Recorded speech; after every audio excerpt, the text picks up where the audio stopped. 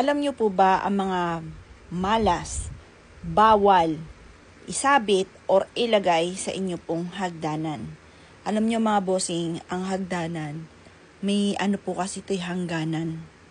Hangganan. Ano ba ang hangganan? May sukat siya na maiksi lang na hanggang dulo lang talaga. Alam niyo po ba mga bossing ko, eto ha, ang aking ikukwento sa inyo ay base sa aking karanasan. Malit yung ano po namin, yung bahay po namin, duplex lang dati.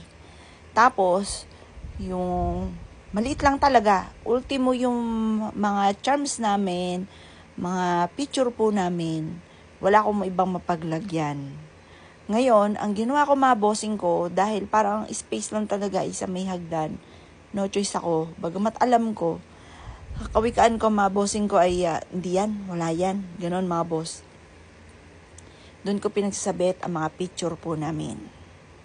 At yun nga po mga bossing ko, naganap po sa amin yun. Di ko lang pwedeng banggitin dito, pero alam niyo na po ba yung ibig ko sabihin na may hangganan?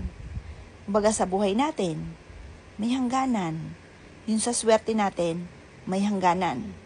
Kaya dapat mga bossing ko, huwag na kang maglalagay ng kahit anong bagay sa may hagdanan. Maging sa ilalim ng hagdanan mga boss. Sa ilalim ng hagdanan dahil nauuso yung paglalagay mga bossing ko ng CR.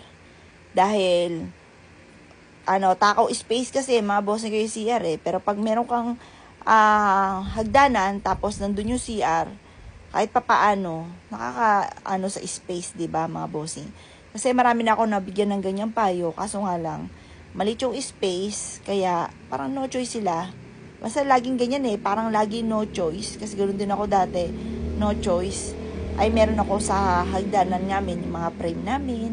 Ultimo yung YouTube channel ko na silver bottom.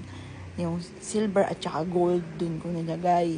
Kasi wala na akong bang paglalagyan mga bossing ko eh. Pero mga boss, eto. Dahil kasi minsan ang mindset natin, ay wala yan. Wala yan, dami-dami pang paswerte, mga ganon. Kailangan tugma-tugma po kasi mga bossing ko eh.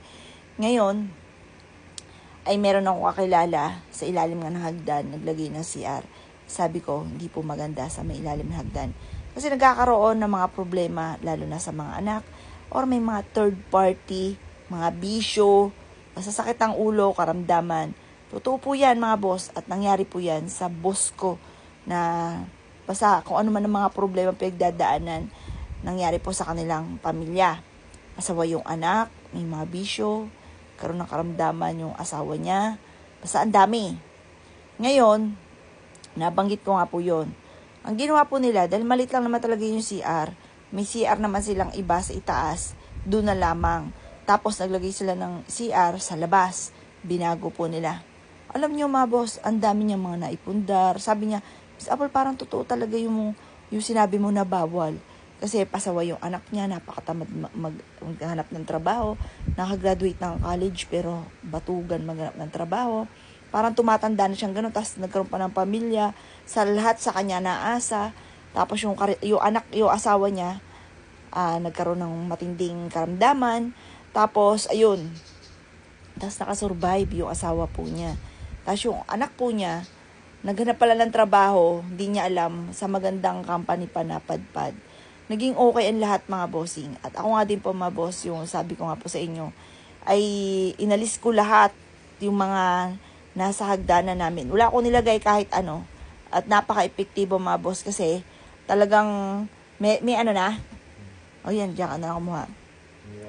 Talagang 700 plus. Talagang epektibo po siya. Ayan, kaya ayun nga po, na-share ko lang sa inyo. Dahil marami na nagpatotoo na malas talaga na nilalagay sa may hagdanan mga bossing.